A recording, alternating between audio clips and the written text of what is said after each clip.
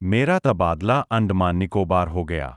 एक बार तो मुझे लगा कि यह जगह बहुत दूर है, पर फिर भी मैंने इसे अपना कर्तव्य समझकर वहां जाकर नौकरी ज्वाइन कर ली। मेरा परिवार हलवारा में ही रह गया। अंडमान निकोबार में मेरे लिए एक नया माहौल, नए लोग और नया संसार था। परंतु एक अमूल्य वस्तु जो मेरे साथ हमेशा थी, वह थी श्री गुरु महाराज जी की मीठी यादें और उनका आशीर्वाद। हालांकि वे शरीर रूप में मुझसे बहुत दूर थे, लेकिन सूक्ष्म रूप में वे सदा मेरे अंग संग थे।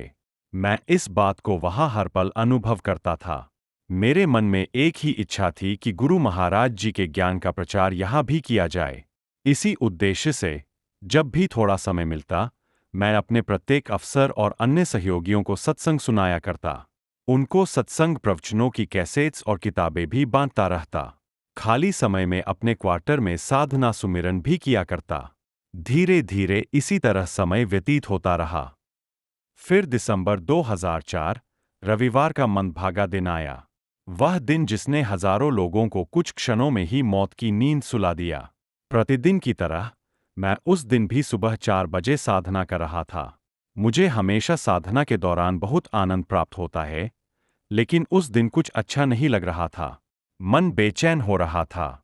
ऐसा महसूस हो रहा था कि जैसे कोई दुर्घटना होने वाली हो।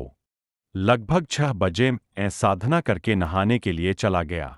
अभी मैं कपड़े टांग ही रहा था कि बहुत जोर से एक झटका लगा। पूरा बाथरूम हिलने लगा।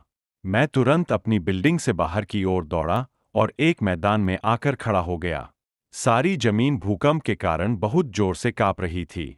इतने तेज और भयानक तरीके से कि मेरे पैर भी उस पर नहीं टिक रहे थे। कुछ ही देर में बाकी सब लोग भी बिल्डिंग से बाहर आकर खड़े हो गए। जब मैंने दूर तक दृष्टि दौड़ाई, तो देखा कि बहुत सारी इमारतें धड़ाधड़ नीचे गिर रही थीं। चारों ओर हाहाकार मचा हुआ था। बच्चों और औरतों की चीखें सुनाई दे रही थीं।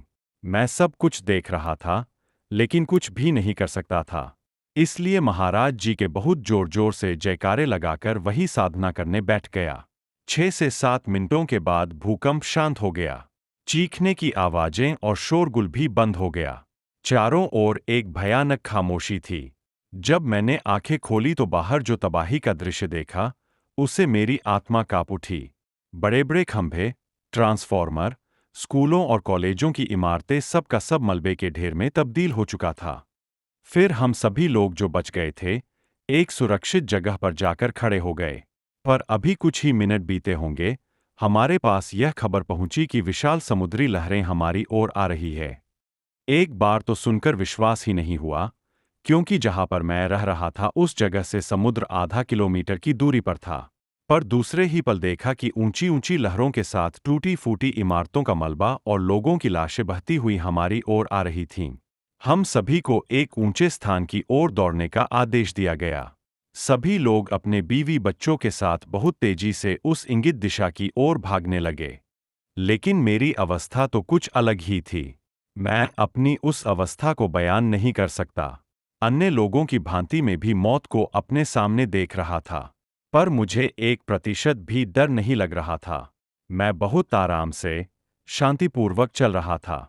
मेरे अंदर कूट कूट कर यह विश्वास भरा हुआ था कि मुझे कुछ भी नहीं होगा।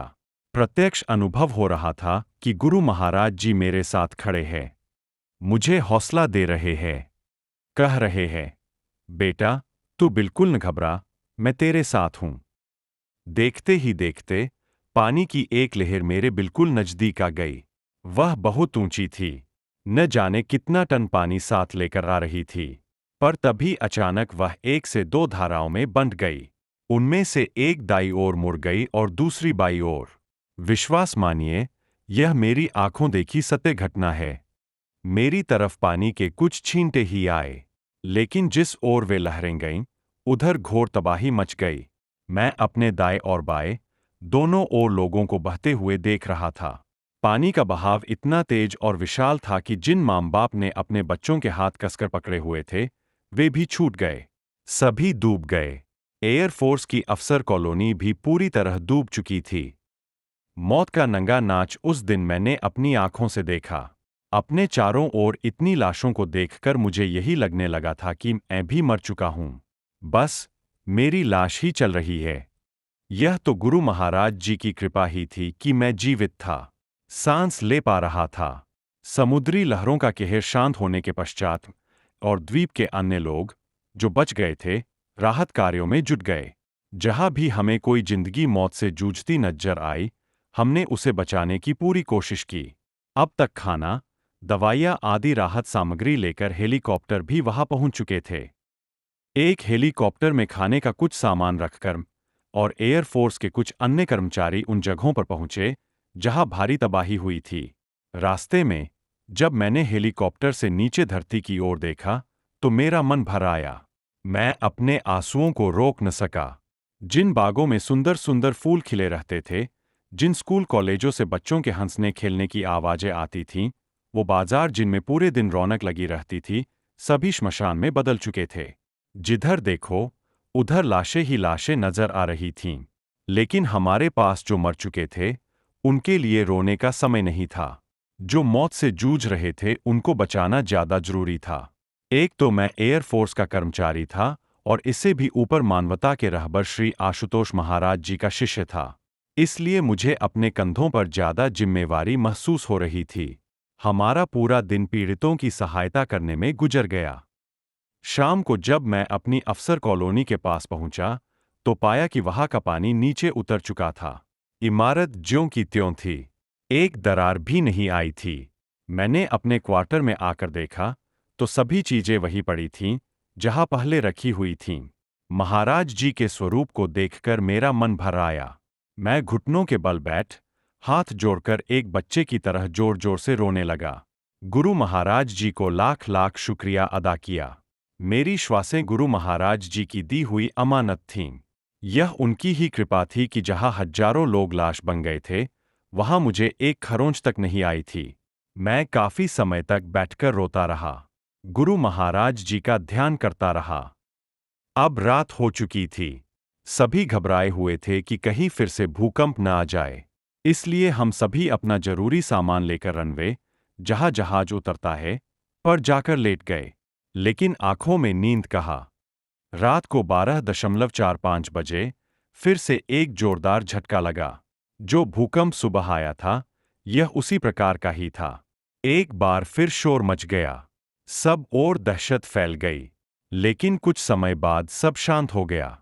अगले दिन हम फिर से लोगों को बचाने और जो सामान बचा था, उसको इकट्ठा करने में लग गए। जो भी लाशें मिलीं, उनको एक जगह इकट्ठा करके हमने अंतिम संस्कार कर दिया। इनमें बच्चे, बुजुर्ग, महिलाएं और नौजवान सभी थे। मृत बच्चों को देखकर मुझे भी अपने बच्चों की याद आ गई। चिंता हुई कि घर पर सभी मेरी फिक्र कर रहे होंगे। मैं अपने परिवार वालों को बताना चाहता था कि महाराज जी की कृपा से मैं बच गया हूं। लेकिन यहाँ टेलीफोन और वायरलेस सिस्टम ठप पड़ चुके थे। पर काल के मुंह से निकाल लेने वाले मेरे गुरु महाराज जी, यह छोटी सी चिंता भी कैसे रहने देते। हादसे के एक दिन बाद, दिसंबर 2004 को, महाराज जी ने लुधियाना की संगत को नूर महल आश्रम बुलाया। मेरी पत्नी भी संगत के साथ वहां गई। वह अंदर ही अंदर प्रार्थना कर रही थी कि महाराज जी मेरे सुहाग की रक्षा करना। तभी साधना में उसे नजर आया कि मैं बिल्कुल ठीक ठाक हूं और महाराज जी की छत्रछाया में हूं। हमारी लुधियाना कॉलोनी में बहुत से दीक्षित भाई बहन रहते हैं, जिन्होंने श्री आशुतोष महाराज जी से ज्ञान लिया हुआ है। वे सभी हमारे घर आए। मेरे परिवार और मेरी पत्नी को दिलासा देने लगे। लेकिन मेरी पत्नी ने कहा कि आप मुझे दिलासा क्यों दे रहे हो? मुझे पता है कि मेरे पति बिल्कुल ठीक ठाक है। महाराज जी उनके साथ है। मुझे अंतर जगत में यह अनुभव हो चुका है। महाराज जी के चरणों में पत्नी का ऐसा दृढ़ विश्वास देखकर सभी बहुत खुश हुए। लेकिन मेरे परिवार के अन्य लोग टीवी पर खबरों में जब सब कुछ बर्बाद हुआ देखते थे, तो बेचैन हो जाते थे। सोचते थे कि मैं भी नहीं बचा होऊंगा। पर गुरु महाराज जी का अनंत प्यार तो देखो। कृपा पे कृपा किए जा रहे थे।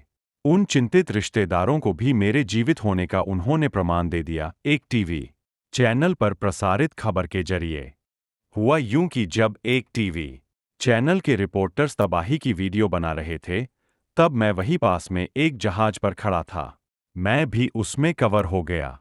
मेरे रिश्तेदार मुझे टीवी पर देखकर पूरी तरह आश्वस्त हो गए।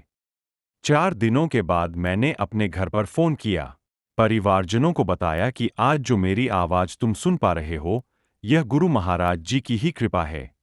उन्होंने ही मुझे मृत्यु के मुंह से निकाला है। फिर 10 दिनों के बाद अपने परिवार के पास हलवारा लौट आया। 26 तारीख को यह दुर्घटना हुई, लेकिन उससे 2 दिन पहले 24 दिसंबर को ही मेरी बदली के आदेश वहां पहुंच चुके थे। पर किसी कारणवश इतनी जल्दी वहां से नहीं निकल सका। अब सोचता हूं कि शायद यह अच्छा ही हुआ, नहीं तो पूर्ण गुरु के असीम प्यार और उनके ज्ञान की महत्ता का ऐसा जीता जागता अनुभव नहीं मिला होता। मैं अपनी पत्नी के साथ नूर महल आश्रम गया। हमें गुरु महाराज जी के पास बैठने का अवसर मिला। मैंने सारी आपबीती महाराज जी को सुनाई। वे तो सब जानते ही थे, पर फिर भी मैं बता रहा था और वे सुन रहे थे। सारी कृपा स्वयं ही की थी, पर फिर भी कुछ जता नहीं रहे थे। बस सब कुछ सुनकर उन्होंने अपनी वही मीठी सी मुस्कान दे दी। पर मैं जानता हूं कि उनकी यह मुस्कान सारे भेद खोल रही थी।